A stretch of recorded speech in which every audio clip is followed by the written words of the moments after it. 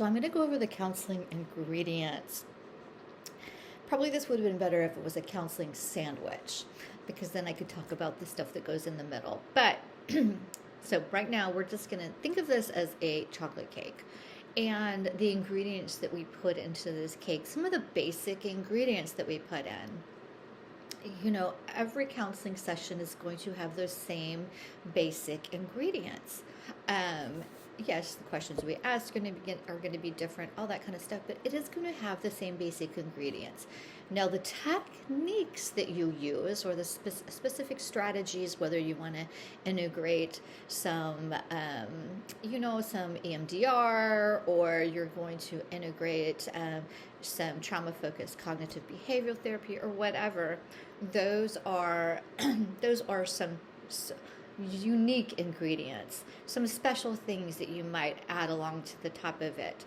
So right now, and for this course, we are just talking about the basic ingredients.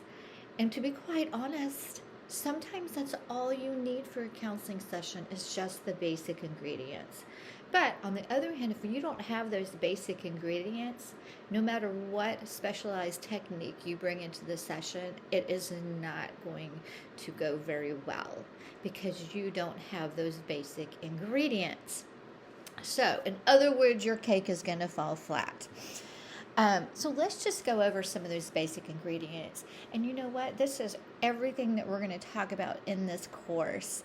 And so I'm really kind of just right now, I'm not going to go into each of them, but I really want you to be aware of just the basic ingredients that go into a counseling session. Because I think when you see everything that goes into a counseling session, it'll be maybe less overwhelming than it would be when you're just looking at these ingredients separately.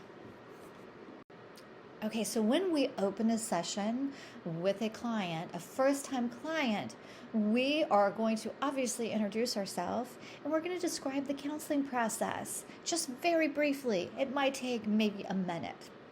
Like, I will just say something about how, the counseling process can, you can feel worse before you get better.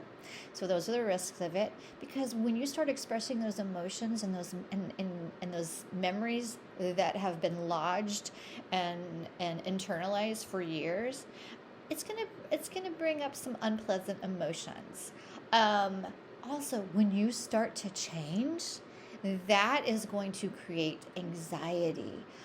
It might also change your roles in the family, which is gonna unbalance the system. So there's some discomfort with change. This is why people stay stuck in dysfunction, because change is not easy. So when they start changing for the better, they begin to feel anxiety, and then they revert back to that dysfunction. So we want to help walk the client through the change process and through the anxiety that comes with change so that they can get to the other side. So we also want to, in that opening session, just to briefly go over the informed consent. And really, that's just to assess for understanding, because they've already read and signed the informed consent. We just want to make sure that they understand everything that is in it, but we do want to go over the exclusions to confidentiality. I tell my clients, I say, okay, so everything in here is confidential unless you tell me, and I go over those exclusions. Those exclusions include suicidal intent, homicidal intent. Remember, intent is the key word, and sometimes we do have to assess.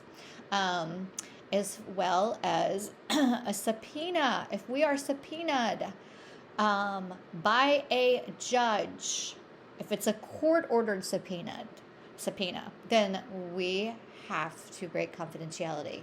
Remember, there are two types of subpoenas. One is court-ordered, one is attorney-signed.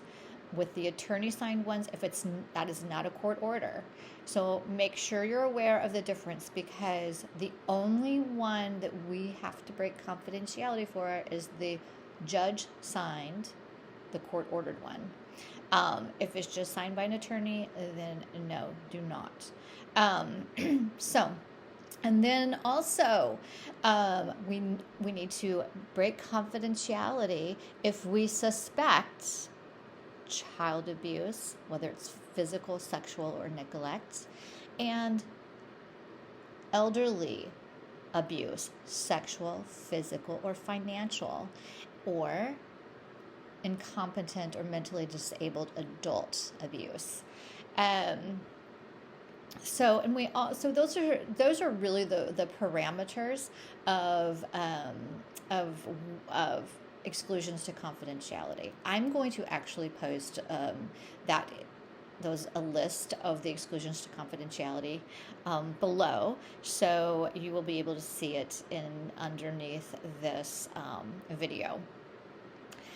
Also, we want to develop rapport, and this is an ongoing process. Obviously, rapport is the foundation upon which good therapy is built, and rapport is ongoing.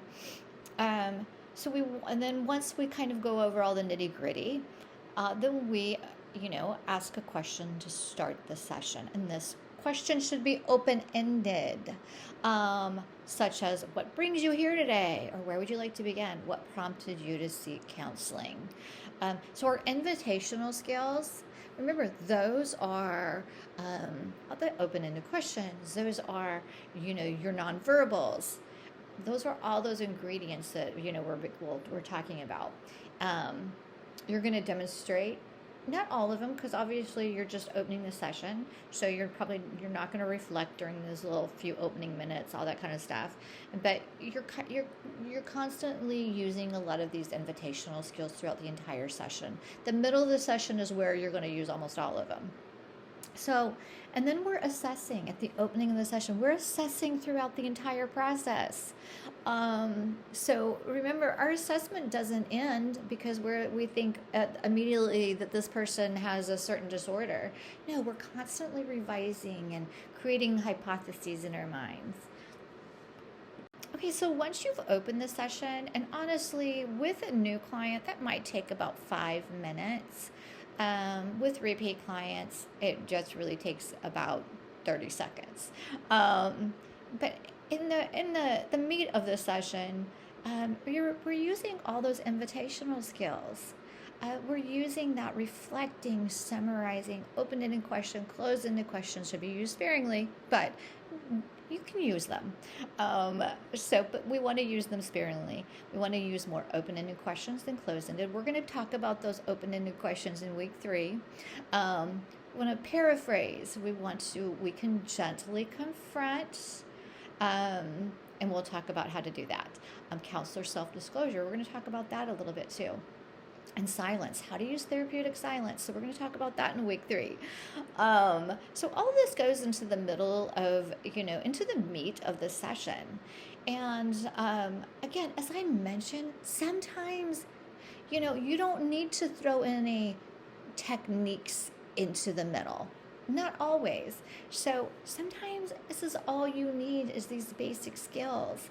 But when you do use techniques, for instance, say you want to do some trauma-focused cognitive behavioral therapy, this is where you're going to do it, is in the middle of the session, after your opening and before your closing.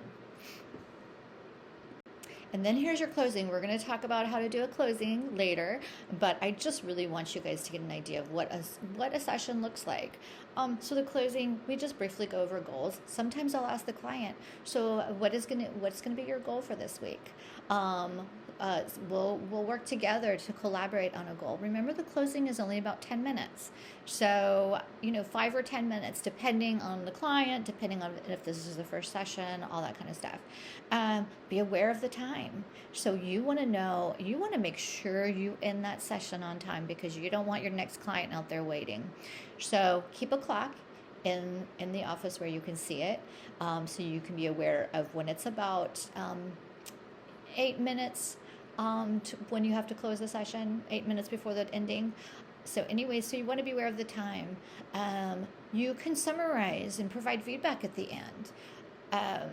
you want to make sure you do not end abruptly. I've seen counselors that will be like, they'll be intense and talking about stuff. The client will be talking, and then all of a sudden the counselor will be like, oops, we got to go. And so you don't want to ever end it like that. Never ask, is there anything else you would like to talk about before we end? Of course, that's a close-ended question, but you don't want to say that close-ended question, nor do you want to say, what else would you like to talk about? Because inevitably, in those last few minutes, if they know the session's about to end, they're going to open a can of worms because they want to get it out. And you don't want them to open a can of worms that you can't close in 5 minutes. So also, and on a positive note, make sure you give positive feedback, encouragement, validation. We'll talk more about that later. So again, you're using your invitational skills even throughout the closing, but not so much of the reflection, all that kind of stuff, but just really your nonverbals, your rapport, all that. So, and that's it in a nutshell.